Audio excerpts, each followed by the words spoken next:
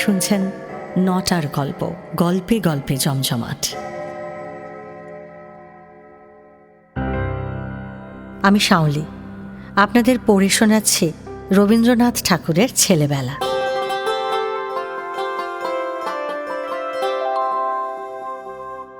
মূল বই পড়া শুরু করার আগে দুটো কথা বলি। আচ্ছা, আশিতে আসিও না ছবিটার কথা মনে আছে? ভানু বন্দ্যোপাধ্যায়ের ছবি। সে ছবিতে ভানু কিছুতেই চাননি বুড়ো হতে, তাই তো? সত্যি, বুড়ো হতে আর কে চায়, তাই না? কিন্তু বাস্তবে তো আর সেটা সম্ভব হয় না। তাই বৃদ্ধ বয়সে শৈশবে ফেরার এক আশ্চর্য রাস্তা ধরলেন রবীন্দ্রনাথ। রবি ঠাকুরের কথায় বলতে গেলে বলতে হয়, একেবারে তিনি সেই প্রেত লোকে ফিরে গেলেন। তবে প্রেত মানে আমার আপনার জানা প্রেত লোক নয়, বরং সেই সময়টায় ফিরে গেলেন যখন জীবনে তার একেবারেই রোদ্দুর এসে পড়েনি। সেই ছায়া ঢাকা মায়া ঘেরা ছেলেবেলাটাকে আবার নতুন করে খুঁড়ে তুলে নিয়ে এলেন তিনি। ভাবুন একবার, ৮০ বছরের একজন মানুষ কতখানি সবুজ হতে পারলে তবে সেই কচি কাঁচা সবুজের কথা লিখতে পারেন। জগতে এই কাজটা বোধহয় একজনই করেছিলেন, আর তিনি রবীন্দ্রনাথ ঠাকুর। মুখে বলছেন বটে প্রেত লোক, আসলে সে লোক তার প্রেম লোক।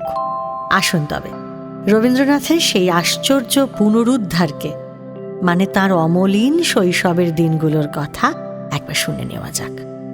পরপর 4টে মঙ্গলবার জুড়ে আমি আপনাদের শোনাবো রবি ঠাকুরের ছেলেবেলা। হ্যাঁ, আমি পাঠ করে শোনাবো। জন্মের প্রথম শুভক্ষণকে স্মরণ করার এর চেয়ে ভালো পন্থা বোধহয় আর হতে পারে না। একদম শুরুতে রবীন্দ্রনাথ লিখেছেন বালক নামে কবিতা। সেই কবিতাটা পড়া দিয়েই শুরু করি। বয়স তখন ছিল কাঁচা, হালকা দেহখানা ছিল পাখির মতো, শুধু ছিল না তার ডানা। উড়ত পাশের ছাদের থেকে পায়রাগুলোর ঝাঁক, বারান্দাটার রেলিং পরে ডাকতো এসে কাক। ফেরিওয়ালা হেঁকে যেত গলির ওপার থেকে, তপসি মাছের ঝুড়িখানা গামছা দিয়ে ঢেকে। বেহালাটা হেলিয়ে কাঁধে ছাদের পরে দাদা, সন্ধ্যা তারার সুরে যেন সুর হতো তার সাধা। জুটেছি বৌদিদির কাছে ইংরেজি পাঠ ছেড়ে, মুখখানিতে ঘের দেওয়া তার শাড়িটি লাল পেড়ে। চুরি করে চাবির গোছা লুকিয়ে ফুলের টবে স্নেহের রাগে রাগিয়ে দিতেম নানান উপদ্রবে। কিশোরী চাটুর্যে হঠাৎ জুটত সন্ধ্যা হলে, বাঁ হাতে তার ঠেলো হুকো, চাদর কাঁধে ঝোলে। দ্রুত লয়ে আউড়ে যেত লবকুশের ছড়া, থাকতো আমার খাতা লেখা, পড়ে থাকতো পড়া। মনে মনে ইচ্ছে হতো যদি কোনো ছলে ভর্তি হওয়া সহজ হতো এই পাঁচালির দলে। ভাবনা মাথায় চাপতো না কো ক্লাসে ওঠার দায়ে, গান শুনিয়ে চলে যেতুম নতুন নতুন গায়ে। স্কুলের ছুটি হয়ে গেলে বাড়ির কাছে এসে হঠাৎ দেখি মেঘ নেমেছে ছাদের কাছে ঘেঁষে। আকাশ ভেঙে বৃষ্টি নামে, রাস্তা ভাসে জলে, ঐরাবতের সুর দেখা যায় জল ঢালা সব নলে। অন্ধকারে শোনা যেত রিমঝিমিনি ধারা, রাজপুত্র তেপান্তরে কোথা সে পথহারা। ম্যাপে যেসব পাহাড় জানি যেসব গাং, কুয়েনলুনার মিসিসিপি ইয়াংসিকিয়াং, জানার সঙ্গে আধেক জানা দূরের থেকে শোনা, নানা রঙের নানা সুতোয় সব দিয়ে জালপোনা। নানা রকম ধ্বনির সঙ্গে নানান চলাফেরা, সব দিয়ে এক হালকা জগৎ মন দিয়ে মোর ঘেরা। ভাবনাগুলো তারই মধ্যে ফিরতো থাকি থাকি, বানের জলে শ্যাওলা যেমন মেঘের তলে পাখি। আমি জন্ম নিয়েছিলাম সেকেলে কলকাতায়।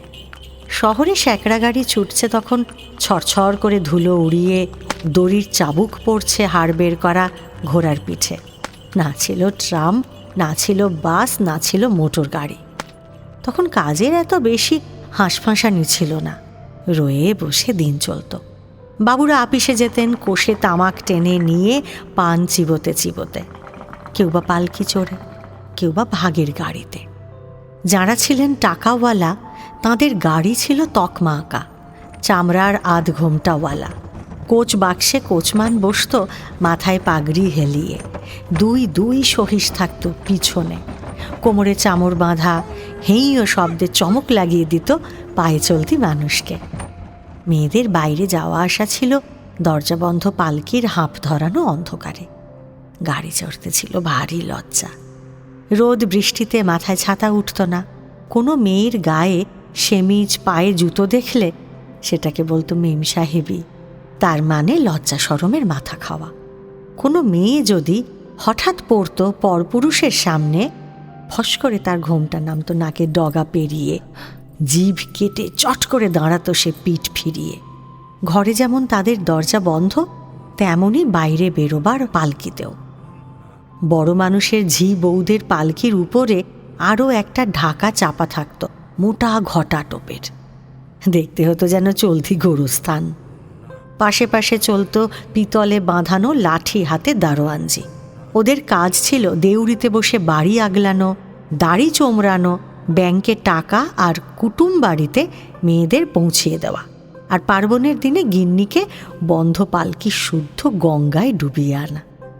দরজায় ফেরিওয়ালা আসত বাক্স সাজিয়ে, তাতে শিবনন্দনেরও কিছু মুনাফা থাকত। আর ছিল ভাড়াটে গাড়ির গাড়োয়ান, বখরা নিয়ে বনিয়ে থাকতে যে নারাজ হতো, সে দেউরির সামনে বাঁধিয়ে দিত বিষম ঝগড়া। আমাদের পালোয়ান জমাদার শোভারাম থেকে থেকে বাঁও কষত, মুগুর ভাঁজত মস্ত ওজনের, বসে বসে সিদ্ধি ঘুঁটত, কখনো বা কাঁচা শাক শুদ্ধ মূলো খেত আরামে। আর আমরা তার কানের কাছে চিৎকার করে উঠতম, রাধা কৃষ্ণ।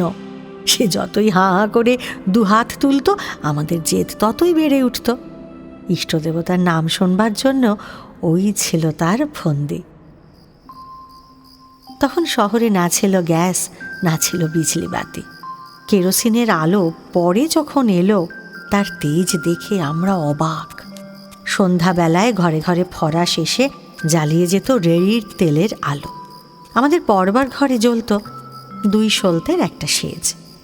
মাস্টারমশাই মিটমিটে আলোয় পড়াতেন প্যারিস সরকারের ফার্স্ট বুক। প্রথমে উঠত হাই, তারপর আসতো ঘুম, তারপর চলতো চোখ রগড়ানি। বারবার শুনতে হতো মাস্টারমশাইয়ের অন্য ছাত্র সতীন, সোনার টুকরো ছেলে, পড়ায় আশ্চর্য মন, ঘুম পেলে চোখে নস্যি ঘষে, আর আমি সে কথা বলে কাজ নেই। সব ছেলের মধ্যে একলা মূর্খু হয়ে থাকবার মতো বিশ্রী ভাবনাতেও আমাকে চেতিয়ে রাখতে পারত না। রাত্রি 9টা বাজলে ঘুমের ঘোরে ঢুলু ঢুলু চোখে ছুটি পেতুম।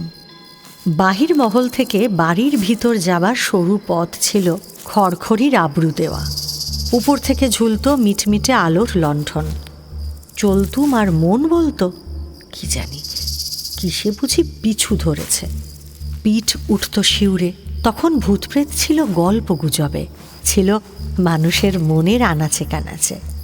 কোন দাসী কখন হঠাৎ শুনতে পেত শাকচুন্নির নাকি সুর, ধড়াম করে পড়তো আছাড় খেয়ে। ওই মেয়ে ভূতটা সব চেয়ে ছিল বদমেজাজি, তার লোভ ছিল মাছের পরে।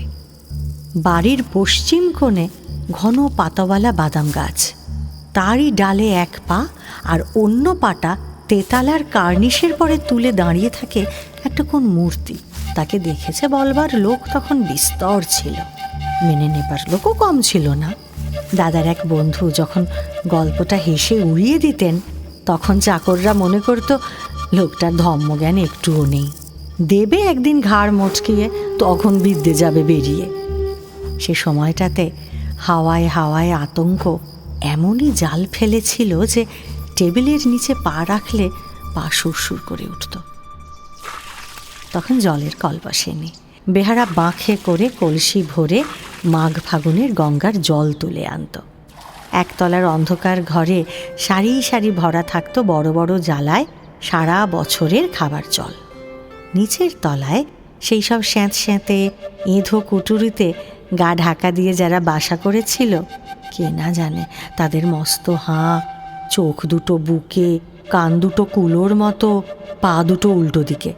সেই ভুতুড়ে ছায়ার সামনে দিয়ে যখন বাড়ি ভিতরের বাগানে যেতুম, তোলপাড় করতো বুকের ভিতরটা, পায়ে লাগতো তাড়া। তখন রাস্তার ধারে ধারে বাঁধানো নালা দিয়ে জোয়ারের সময় গঙ্গার জল আসতো।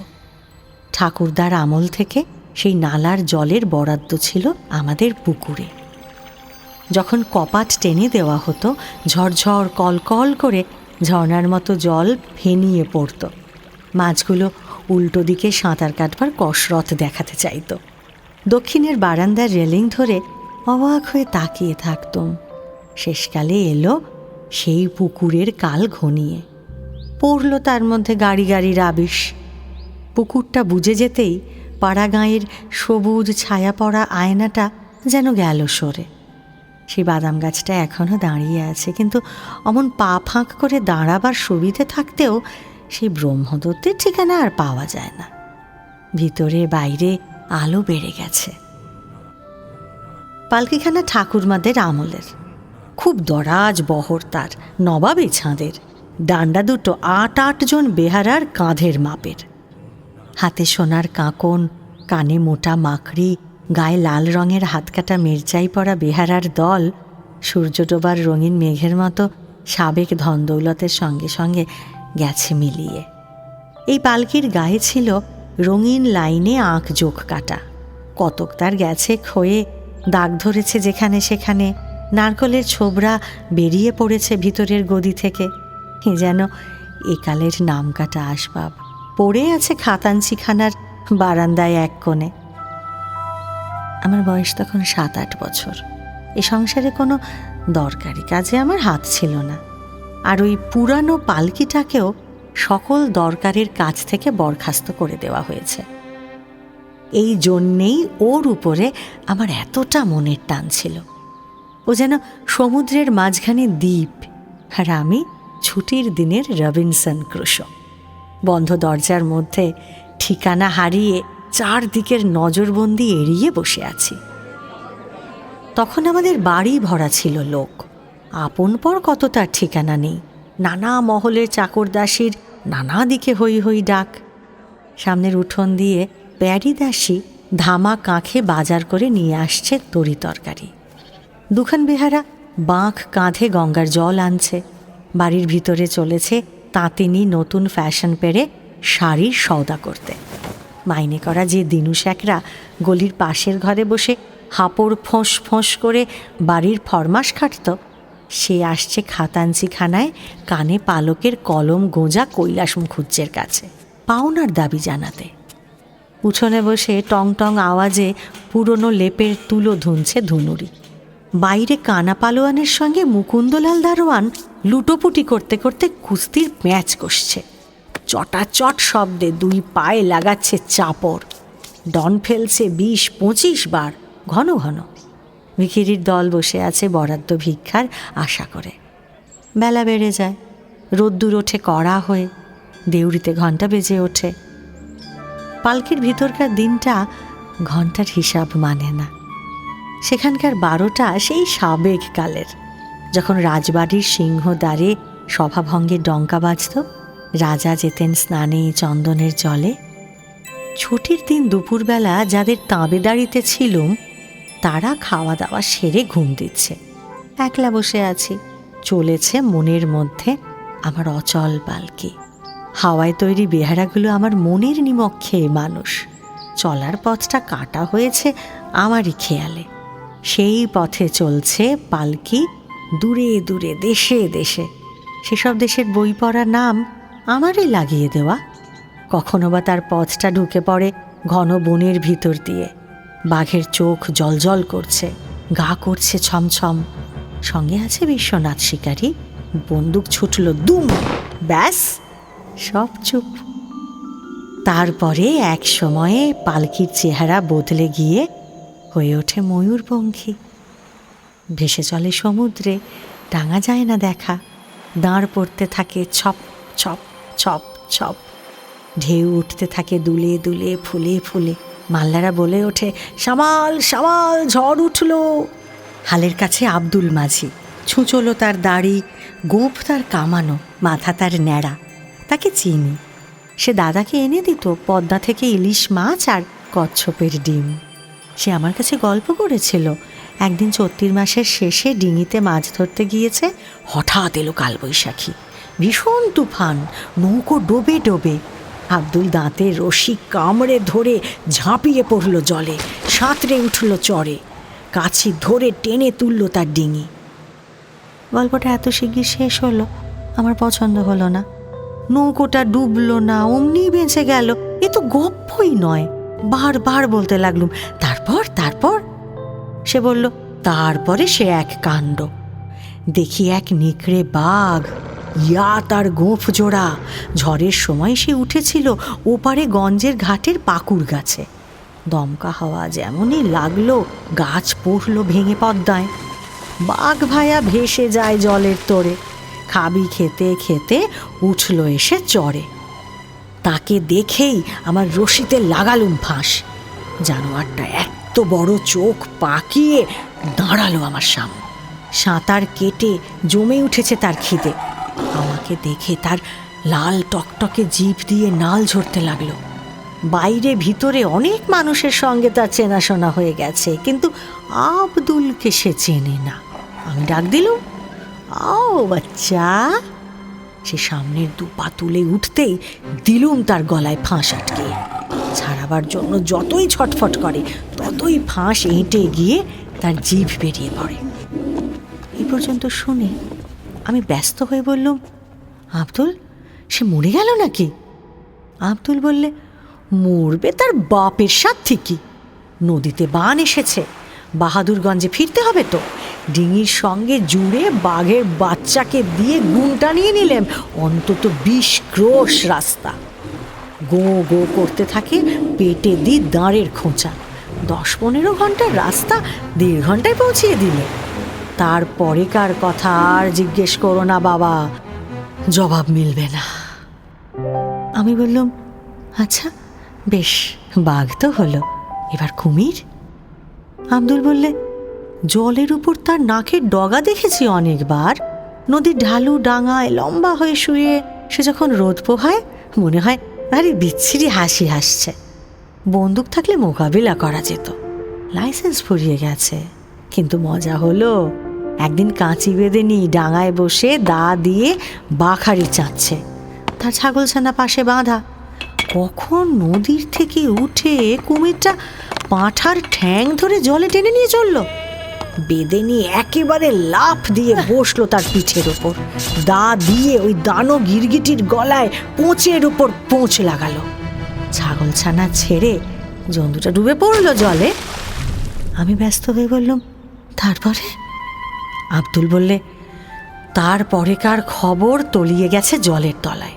তুলে আনতে দেরি হবে, আর সেবার যখন দেখা হবে চর পাঠিয়ে খোঁজ নিয়ে আসবো। কিন্তু আর তো সে আসেনি, হয়তো খোঁজ নিতে গেছে। এই তো ছিল পালকির ভিতর আমার সফর। পালকির বাইরে একদিন ছিল আমার মাস্টারি। রেলিংগুলো আমার ছাত্র, ভয়ে থাকতো চুপ। একটা ছিল ভারী দুষ্টু, পড়াশুনোয় কিচ্ছু মন নেই। ভয় দেখাই যে বড় হলে কুলিগিরি করতে হবে। মার খেয়ে আগা গোড়া গায়ে দাগ পড়ে গেছে। দুষ্টুমি থামতে চায় না, কেননা থামলে যে চলে না, খেলা বন্ধ হয়ে যায়। আরও একটা খেলা ছিল, সে আমার কাঠের শিঙ্গিকে নিয়ে। পুজোয় বলিদানের গল্প শুনে ঠিক করেছিলাম শিঙ্গিকে বলি দিলে খুব একটা কাণ্ড হবে। তার পিঠে কাঠি দিয়ে অনেক কোপ দিয়েছি। মন্তর বানাতে হয়েছিল, নইলে তো পুজো হয় না। শিঙ্গি মামা কাটুম, মান দিবসের বাটুম, হুলুকুট ঢুলুকুট ঢ্যামকুরকুর, আখরোট বাখরোট খট খট খটাস, পট পট পটাস। এর মধ্যে প্রায় সব কথাই ধার করা, কেবল আখরোট কথাটা আমার নিজের। আখরোট খেতে ভালোবাসতুম। খটাস শব্দ থেকে বোঝা যাবে আমার খাঁড়াটা ছিল কাঠের, আর পটাশ শব্দে জানিয়ে দিচ্ছে যে খাঁড়া মজবুত ছিল না। কাল রাত্রির থেকে মেঘের কামাই নেই, কেবলই চলছে বৃষ্টি। গাছগুলো বোকার মতো জবুস্থবু হয়ে রয়েছে, পাখির ডাক বন্ধ। আজ মনে পড়ছে আমার ছেলেবেলাকার সন্ধেবেলা। তখন আমাদের ওই সময়টা কাটতো চাকরদের মহলে। তখনও ইংরেজি শব্দের বানান আর মানে মুখস্থর বুক ধরাস সন্ধেবেলার ঘাড়ে চেপে বসেনি। সেজুদাদা বলতেন, আগে চাই বাংলা ভাষার গাঁথুনি, তারপরে ইংরেজি শেখার পত্তন। তাই যখন আমাদের বয়সী স্কুলের সব পোড়োরা গড়গড় করে আউড়ে চলেছে, আই অ্যাম আপ, আমি হই উপরে, হি ইজ ডাউন, তিনি হন নিচে, তখনও বিএডি ব্যাড এমএডি ম্যাড পর্যন্ত আমার বিদ্যে পৌঁছয়নি। নবাবী জবানিতে চাকর নকরদের মহলকে তখন বলা হতো তোষাখানা। যদিও সেকেলে আমিরি দশা থেকে আমাদের বাড়ি নেবে পড়েছিল অনেক নিচে, তবু তোষাখানা, দফতরখানা, বৈঠকখানা নামগুলো ছিল ভিত আঁকড়ে। সেই তোষাখানার দক্ষিণ ভাগে বড় একটা ঘরে কাঁচের সেজে রেড়ির তেলে আলো জ্বলছে মিটমিট করে।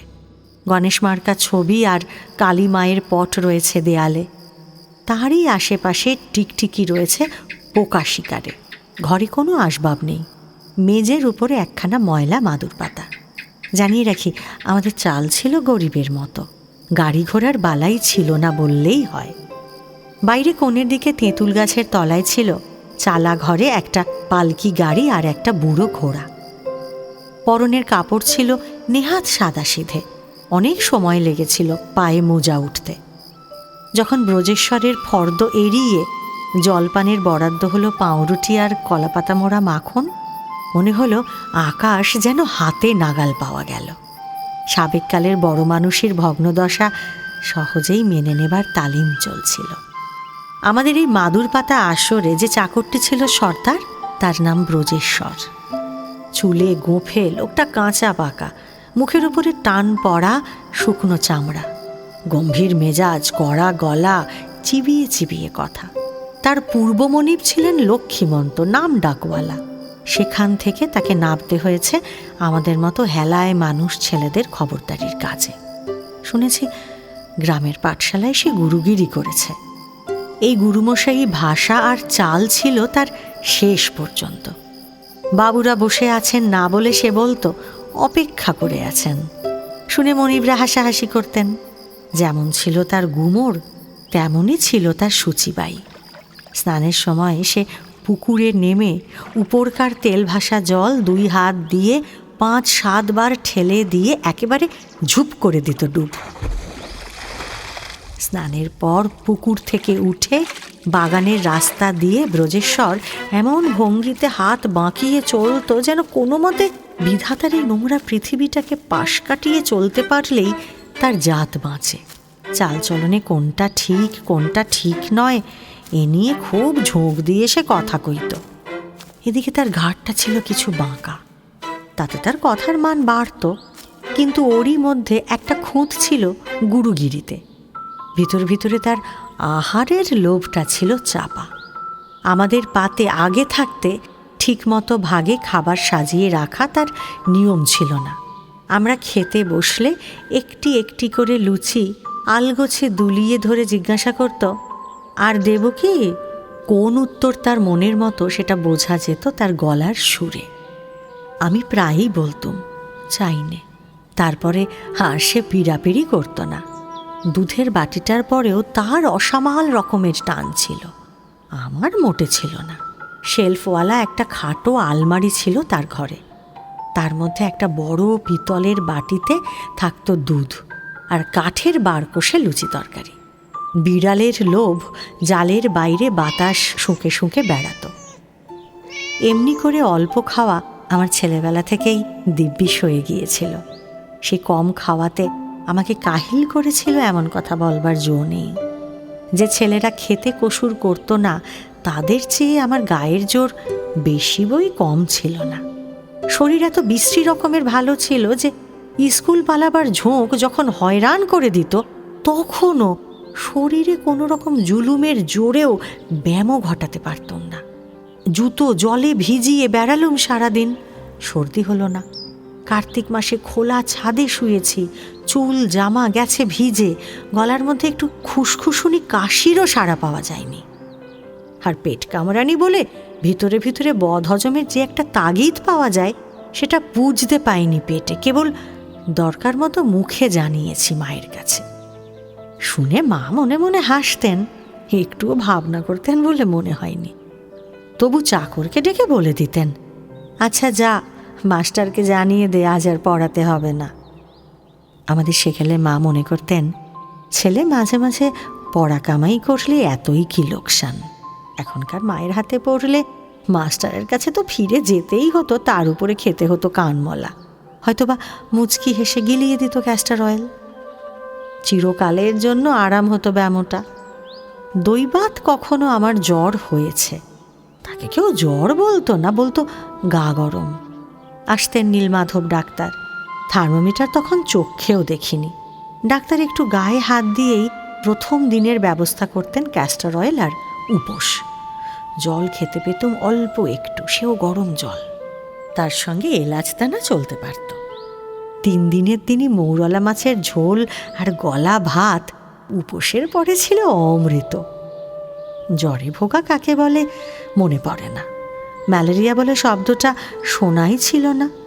ওয়াক ধরানো ওষুধের রাজা ছিল ওই তেলটা, কিন্তু মনে পড়ে না কুইনিন। গায়ে ফোড়া কাটা ছুরির আঁচড় পড়েনি কোনো দিন।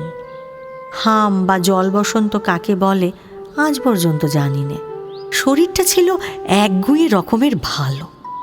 মায়েরা যদি ছেলেদের শরীর এতটা নিরোগী রাখতে চান যাতে মাস্টারের হাত এড়াতে না পারে, তাহলে ব্রজেশ্বরের মতো চাকর খুঁজে বের করবেন। খাবার খরচার সঙ্গে সঙ্গেই সে বাঁচাবে ডাক্তার খরচা, বিশেষ করে এই কলের জাঁতার ময়দা আর এই ভেজাল দেওয়া ঘি তেলের দিনে। একটা কথা মনে রাখা দরকার, তখনও বাজারে চকোলেট দেখা দেয়নি, ছিল 1 পয়সা দামের গোলাপি রেউরি। গোলাপি গন্ধের আমেজ দেওয়া এই তিলে ঢাকা চিনির ডেলা আজও ছেলেদের পকেট চটচটে করে তোলে কিনা জানি নে। নিশ্চয়ই এখনকার মানি লোকের ঘর থেকে লজ্জায় দৌড় মেরেছে। সে ভাজা মশলার ঠোঙা গেল কোথায়? আর সেই সস্তা দামের তিলে গজা, সে কি এখনো টিকে আছে? না থাকে তো তাকে ফিরিয়ে আনার দরকার নেই। ব্রজেশ্বরের কাছে সন্ধেবেলায় দিনে দিনে শুনেছি কৃত্তিবাসের 7 কাণ্ড রামায়ণটা। সেই পড়ার মাঝে মাঝে এসে পড়ত কিশোরী চাটুর্যে। সমস্ত রামায়ণের পাঁচালি ছিল সুর সমেত তার মুখস্থ। সে হঠাৎ আসন দখল করে কৃত্তিবাসকে ছাপিয়ে দিয়ে হু হু করে আউড়িয়ে যেত তার পাঁচালির পালা। ওরে রে লক্ষণ, এ কি অলক্ষণ, বিপদ ঘটেছে বিলক্ষণ। তার মুখে হাসি, মাথায় টাক ঝকঝক করছে, গলা দিয়ে ছড়া কাটা লাইনের ঝর্ণা সুর বাজিয়ে চলছে। পদে পদে শব্দের মিলগুলো বেজে ওঠে যেন জলের নিচেকার নুড়ির আওয়াজ। সেই সঙ্গে চলত তার হাত পা নেড়ে ভাব বাতলানো। কিশোরী চাটুর্যের সবচেয়ে বড় আফসোস ছিল এই যে দাদা ভাই অর্থাৎ কিনা আমি এমন গলা নিয়ে পাঁচালির দলে ভর্তি হতে পারলুম না। পারলে দেশে যা হয় একটা নাম থাকত। রাত হয়ে আসত, মাদুর পাতা বৈঠক যেত ভেঙে। ভূতের ভয়ে শিরদাঁড়ার উপর চাপিয়ে চলে যেতুম বাড়ির ভিতরে মায়ের ঘরে। মা তখন তার হুড়িকে নিয়ে তাস খেলছেন। পঙ্খের কাজ করা ঘর হাতির দাঁতের মতো চকচকে, মস্ত তক্তাপোষের উপর জাজিম পাতা। এমন উৎপাত বাঁধিয়ে দিতুম যে তিনি হাতের খেলা ফেলে দিয়ে বলতেন, জ্বালাতন করলে যাও খুড়ি, ওদের গল্প শোনাও গে। আমরা বাইরের বারান্দায় ঘটির জলে পা ধুয়ে দিদিমাকে টেনে নিয়ে বিছানায় উঠতুম। সেখানে শুরু হতো দৈত্যপুরী থেকে রাজকন্যার ঘুম ভাঙিয়ে আনার পালা। মাঝখানে আমারই ঘুম ভাঙায় কে? রাতের প্রথম প্রহরে শেয়াল উঠত ডেকে।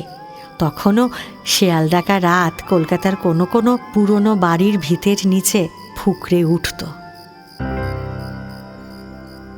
শুনলেন রবীন্দ্রনাথ ঠাকুরের ছেলেবেলা। আজ ছিল প্রথম পর্ব। আগামী সপ্তাহে আবারও ফিরে আসছি দ্বিতীয় পর্ব নিয়ে।